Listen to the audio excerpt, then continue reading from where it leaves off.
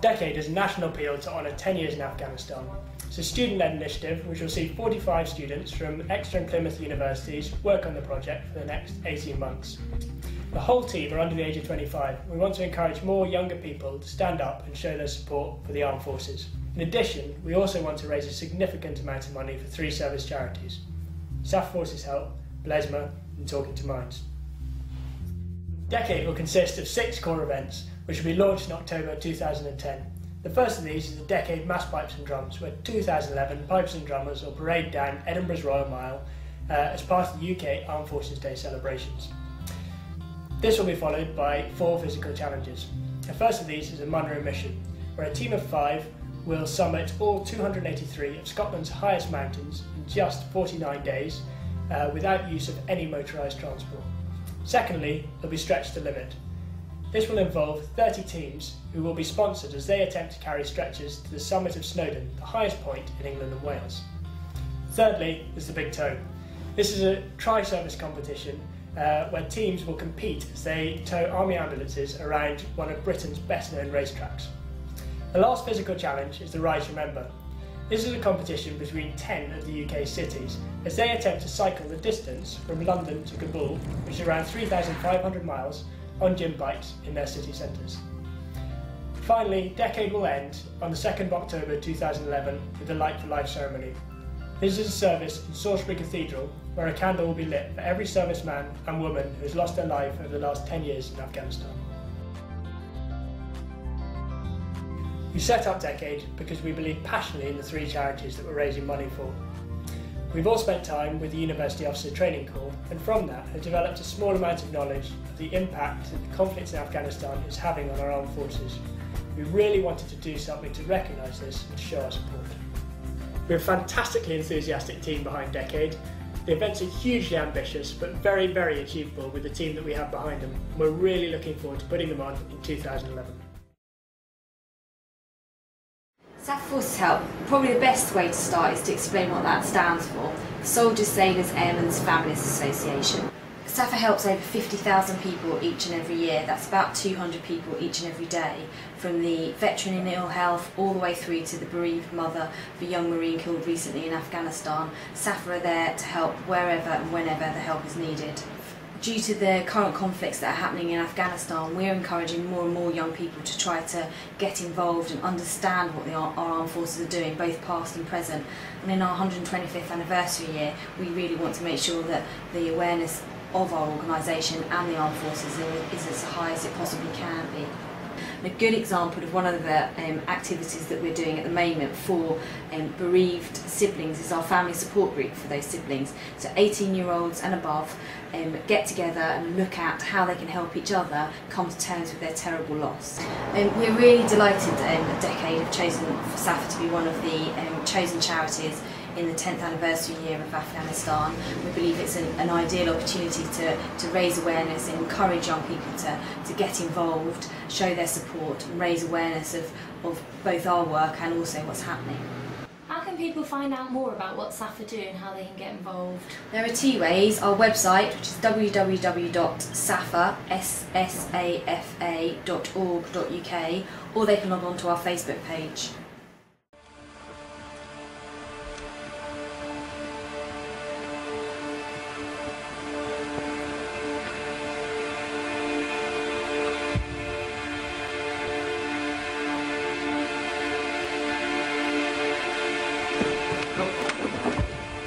I lifted the sandbag up, can't remember which hand it was, pretty sure it would have been my left, and it detonated, and it knocked me back straight away. It felt like being rugby tackled.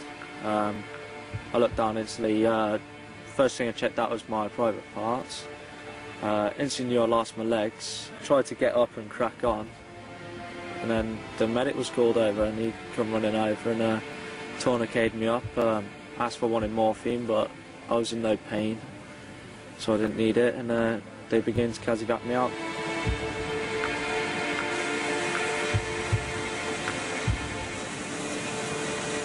Just wanted to get back to normality as soon as can, really, instead of just mincing about in a wheelchair. Something along the lines of ready, set, go, on road.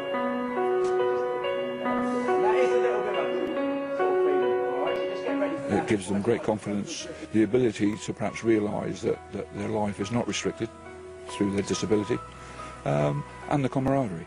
And I think that camaraderie is a must, certainly for our younger members, to realise that there is enjoyment in life, and life can be lived to the full. You lose 3 limbs, it knocks your confidence big time, like, and then getting invited to do this by Blasman, to come and give it a crack, it's like, it's awesome. He will come back to earth, should I say, knowing in his own mind that having jumped out of an aeroplane with the limbs that he's missing and getting away from the landing site will give him the confidence to go and do anything he wants in this world. You free fall for a good minute first, like, so not experienced nothing like that, and that's awesome, that feeling. You go out and just enjoy it. Enjoy the wind in your face and just the feeling of falling. As a para, you're expected to do all this sort of stuff, so to be able to do something like this again and say to my mates, yeah, I've done a jump the way I am, so it's a good feeling, like, big slates of, well, obviously for me it's a big thing, like, because it supports all the necessary causes that I need to support me, and Blesma is one of them, where, like, you support Blesma, you're supporting me.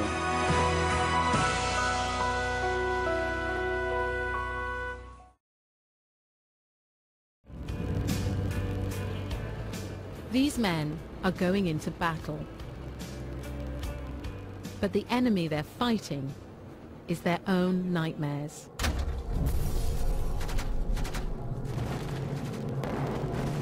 You're not actually bothered at the time because you just deal with it, because that's what you're trained to do. But it catches up with you. It really catches up with you. Post-traumatic stress disorder has crippled these men. Rob Paxman from Gloucestershire used to be in the SAS. He believes he's found a system of therapy that can free them from the nightmare of PTSD. Knowing what the guys are going to be going through and where they're going to be in a couple of days' time in a much better place, to see them going through the process is very humbling, and it's also quite emotional to watch them go through. Rob is convinced that in less than a week, Mo and his fellow sufferers can be rid of their affliction.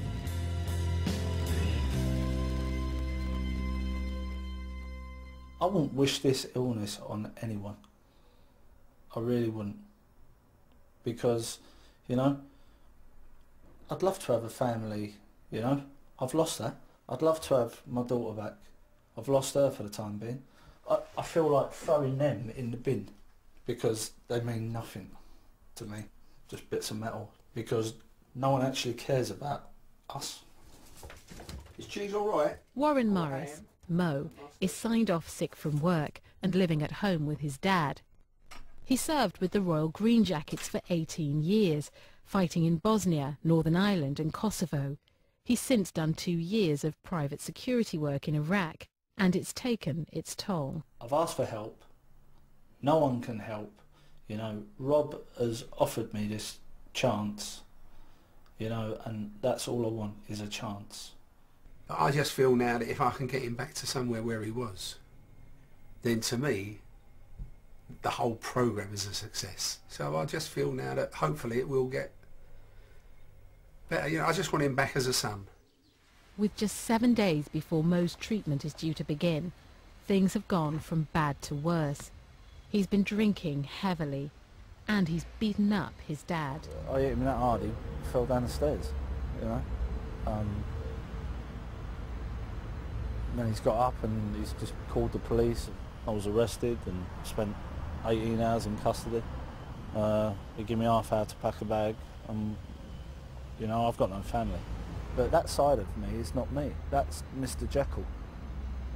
You know, I don't actually like Mr. Jekyll.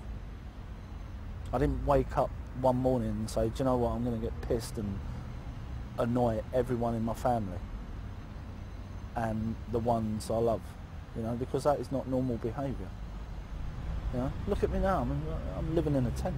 I just want people to listen, and people are going to sit down with me and actually tell me what is going on inside here.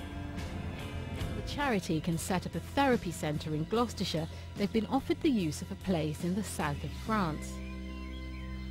Hey guys, welcome. It's been quite a long haul already, hasn't it? I'll bet there's some people in the room thinking, what the hell's going to happen next? Is that a fair statement? Yeah? And quite often people sort of feel, well, you know, my problem isn't as big as his, or it isn't. The course is run by a team of trained coaches, headed up by Mick Stott. It was Mick that first helped Rob and inspired him to set up the new charity. Within the space of half a day, I had a half-day session with him, my nightmares and flashbacks had stopped. And basically now we've got to a stage where we've taken the nuts and bolts out of neurolinguistics, hypnosis and timeline therapy, and created something that actually works with PTSD. The treatment begins with each of the men taking stock, building a visual representation of their lives called a mandala. You pick things that you think mean something and you build it, and it's your wheel of life. The corrugated iron represents where I am home-wise at the moment. The burst football represents my current relationship, and the pile of split up rocks is family life. It looks today like there's been some, you know, fantastic progress because there's been some dawning realisations. Unbelievable. There's been some, if you like, lights on points throughout the day where he's had a realisation that he's been thinking in perhaps not quite the right way. He's been thinking in a negative fashion instead of a positive fashion. And whatever you find relaxing, just focus more on that. Well, it's beyond belief really, isn't it? If this is an afternoon and we've got 5 days left here, this is where it's all going to get sorted out, once and for all. Over the next few days, each of these men is led through a series of exercises and treatments, equipping them to handle the root causes of their violent emotions. Well, we'll just keep talking, eventually find my way back home. Rob is learning that demand for this treatment is far wider than they first imagined. We're just receiving dozens and dozens and dozens of emails, all saying the same things. You know, the current types of treatment are missing lots of people. They're not working for lots of people. Well, we'll just keep walking, just keep talking. I feel so happy. You know, yes, I've got problems, but I know the solutions now of where I'm going and what I'm going to do. Eventually find my way back home. I just feel sorry for the guys that are suffering, that are not getting the help. I'm the lucky one. As long as he's using hypnotic language, that's all.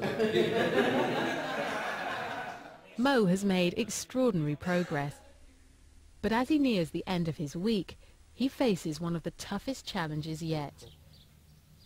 He has to imagine direct conversation with those he loves the most and has hurt the most. Mr. Jekyll is dead. Gone. Forever.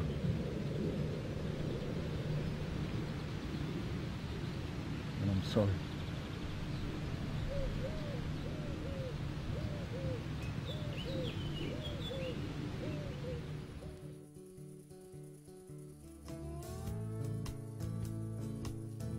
At the very end of his week, Mo lights a fire, a symbol of the nightmares he's left behind.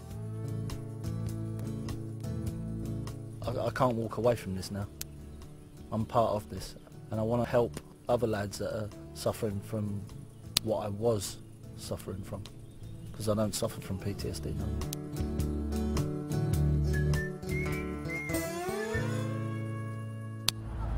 And you'll be pleased to hear that Mo is back living with his dad and doing well.